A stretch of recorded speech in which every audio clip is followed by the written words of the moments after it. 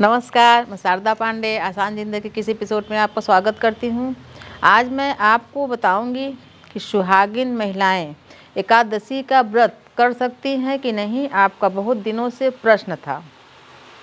इसके पहले बहुत ढेर सारा वीडियो आसान ज़िंदगी में डले हुए हैं, आप सर्च करके देखें। पारण विधि, उद्यापन विधि सभी कुछ डला हुआ है, पूजा करके दिखाया भी गया है, उसको भी देखें। तो सबसे पहले मैं आपको बताना चाहूँगी, शुरू से शुरू करूँगी कि जब भी कन्या का विवाह होके कन्या ससुराल जाती है, जबकि वो वधू कहलाती है किसी की, तभी से 7 वचनों में भी बताया जाता है कि कन्या ससुराल जाने के बाद कोई भी कार्य करती है, शुभ मंगल कार्य, तीर्थ, दान, हवन, कुछ भी करती है तो पति से अनुमति लेने के बाद ही करना चाहिए और पति को साथ लेने के बाद ही करना चाहिए। तभी व्रत, पूजा, दान, तीर्थ फलित माना जाता है।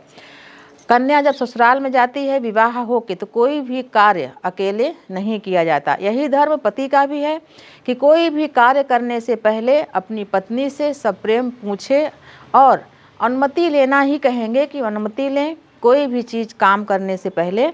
और कोई भी धर्म का काम पति पत्नी साथ में ही करते हैं। उसी क्रम में ये व्रत और पूजा, दान और तीर्थ भी है कि जैसे आजकल का तो चलन है, पति को फुर्सत नहीं मिली तो जो पत्नी है, जो लड़की है, वो अपने दोस्त यारों के सहेलियों के साथ पिकनिक मनाने या घूमने कहीं देव स्थान में गए तो उनको देव स्थान की नहीं पड़ी है, उनको घूमना है कि उनको घूमने जाना है। पति बोल दिए हाँ चली जाओ, हम फुर्सत नहीं है, तो ऐसा नहीं होता। पहले ऐसा नहीं होता था, आज बहुतायत ऐसा ही हो रहा है, जो कि नहीं होना चाहिए।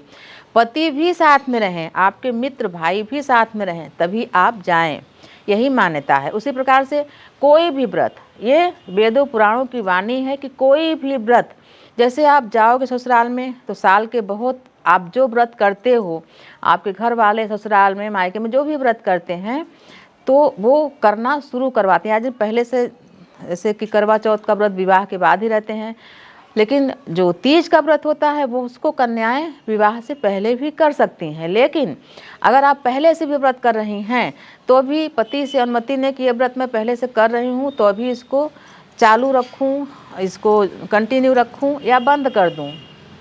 उसी प्रकार से नया व्रत शुरू करने से पहले, जैसे तमाम हमारे हमसे जो जुड़े हुए हैं बहनें, वो पूछते हैं कि उनके यहाँ करवा चौथ का व्रत नहीं होता है या यह व्रत नहीं होता है, तो मैं उनसे पूछती हूँ कि नहीं करते, उनके यहाँ परंपरा नहीं होगी तो आप कर सकते हो। लेकिन अगर नहीं सहता, यानी उस दिन कोई दुर्घटना हुआ तो नहीं सहता, तब आप नहीं कर सकते हैं। जब तक उस दिन कोई घर में नया पुत्र या पुत्री कोई भी जब पैदा हो जाए तब वो व्रत शुरू कर सकते हैं। तो उनको मैं बताती हूँ।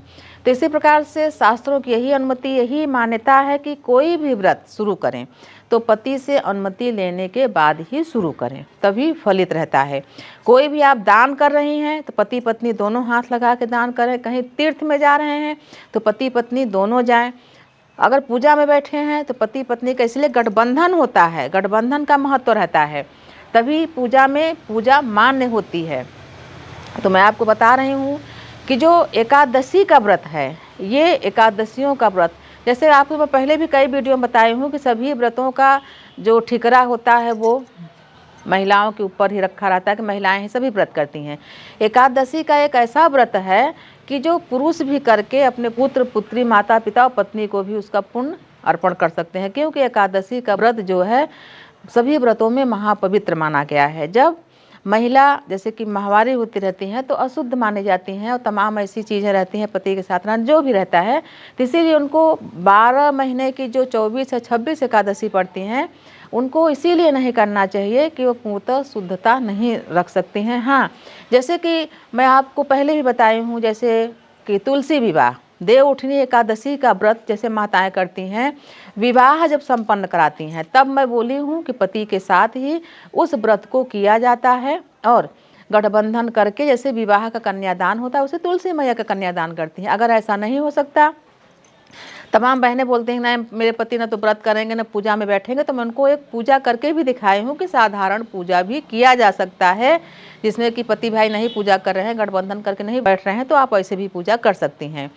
लेकिन पति और पत्नी, जैसे मान लीजिए किसी को तमाम बहनें प्रश्न करते हैं कि उनका 7 साल विवाह हुआ, उनके पुत्र नहीं हैं, ऐसा क्या व्रत करें, तो उनको संतान सप्तमी का व्रत बताती हूँ, हलषष्ठी का व्रत बताती हूँ, जीवित पुत्रिका का बहुत ही महत्वपूर्ण व्रत रहता है, उसको बताती हूँ, आप इन सब व्रतों को करें।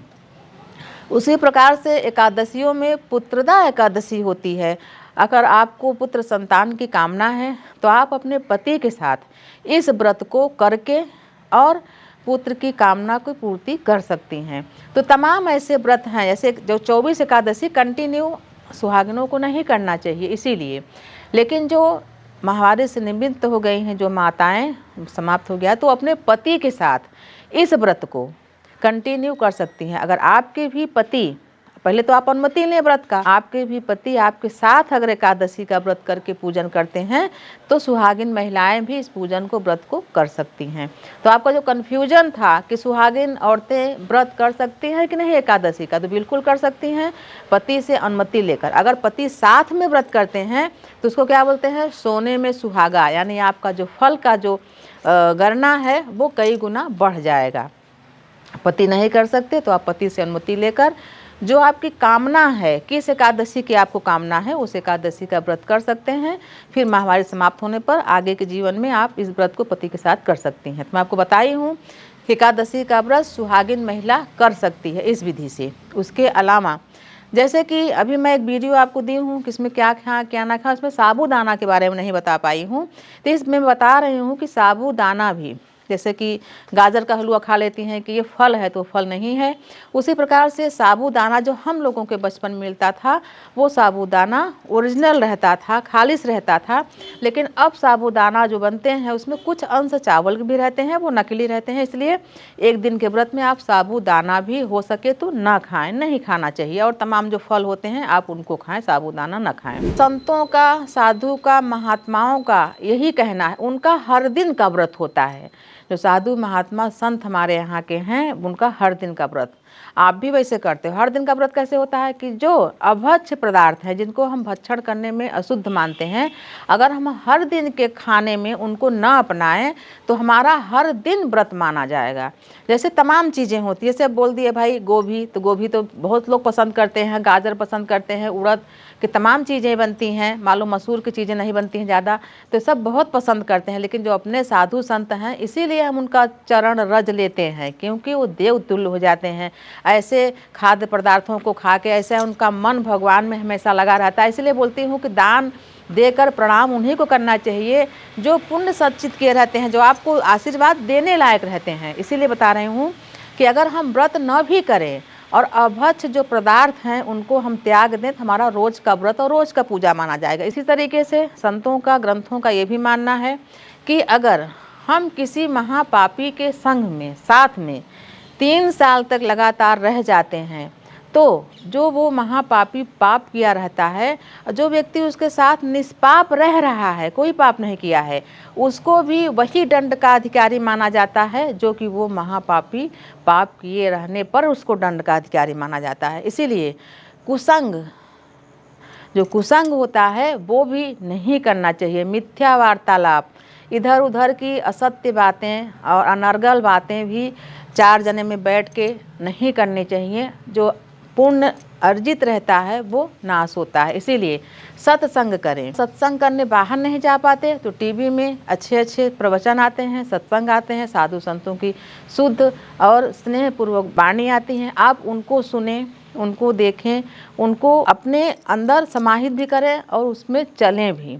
सिर्फ इस कान से सुन के उस कान से निकालना नहीं चाहिए। जो कम भी ज्ञानी हैं और असत्य भाषा नहीं बोलते, किसी का धन नहीं हड़पते, किसी का चोरी नहीं करते, बहुत सारे ऐसे लोग हैं जो कि ज्ञानी नहीं होने के बाद भी आप उनके संग अगर रहते हो तो आपको पुण्य ही प्राप्त होगा। जो अपने माता पिता की सेवा करते हैं, भक्ति करते हैं, अपने परिवारजनों की देखभाल करते हैं, ऐसे आस पड़ोस में बहुत सारे लोग हैं, उनके संग रहो। और आपको ऐसा लगता है कि भाई इनके संग मनोरंजन नहीं है तो कोई बात नहीं, लेकिन मनोरंजक के साथ रहकर भी अपने वाणी को संयम और शुद्धता बनाए रखो। आपके आस पड़ोस में तमाम ऐसे जीव, तमाम ऐसे लोग रहते हैं जो पीड़ित हैं, भूखे हैं और अस्वस्थ हैं, आप उनकी भी सेवा करके पुण्य अर्जित कर सकते हो। तो मैं आपको ये बताई हूँ, एकादशी के 2 वीडियो दी हूँ कि चावल क्यों नहीं खाना चाहिए, और दूसरा ये कि सुहागिन महिला व्रत कर सकती हैं पति से अनुमति लेकर, और पति के साथ अगर व्रत करती हैं तो उनको ज़्यादा पुण्य फल मिलता है। माहवारी से निमित्त होकर आगे पति के साथ इस व्रत को कंटिन्यू पूरे साल का कर सकती हैं। तो मैं आपको बता रही हूँ कि एकादशी जो पर्व है ये विष्णु प्रिया माना जाता है, विष्णु को बहुत प्रिय है ये व्रत और पूजा। तो भगवान श्री हरि विष्णु का आराधना के साथ साथ देवों को, यानी कि आप सबके समक्ष हैं तब भी, अकेले में हैं तब भी, किसी का न अनिष्ट चाहें न अनिष्ट करें, न किसी का कुछ छीने। मान लीजिए आपको ये लगता है कि हम किसी का कुछ ले लिए, तो आपको आगे नहीं पता लगता है कि जब आपको नुकसान होता है तो आपको क्यों होता है, इसलिए कि आपका जो हक का नहीं रहता है, जब आप छीनते हो तो आपका भी कोई छीन लेता है, कहीं भी ऐसे चला जाता है। मैं आपको बता रही हूँ कि सत्य पथ अपनाएं, सत्य भाषा बोलें और सात्विक भोजन करें, इससे आपका परिवार का कीर्ति बढ़ता रहेगा। जैसा कि मैं आपको ये वीडियो दी हूँ, लेकिन फिर से बता रही हूँ कि अगर आप एकादशी का व्रत कर रही हैं या करना चाहती हैं या कोई और करता है तो आसान ज़िंदगी में कई वीडियो डला है, विशेषकर निराजली एकादशी जब सर्च करोगे तो उसमें बताई हूँ कि पारण कैसे करते हैं, कैसे चना को ऊपर से वार के फेंका जाता है और कैसे 3 दिन का नियम निभाया जाता है, और क्या क्या खाना चाहिए क्या क्या नहीं उसमें भी बताई हूँ, और पूजा करके भी दिखाई हूँ। तो आप उस वीडियो को सर्च करके भी देख लें और आप एकादशी का व्रत कर सकती हैं। और इसी तरह की जानकारी, इसी तरह के वीडियो आपको आगे भी मिलते रहेंगे। तो आप हमारे साथ बने रहें, देखते रहें आसान ज़िंदगी। तब तक के लिए नमस्कार।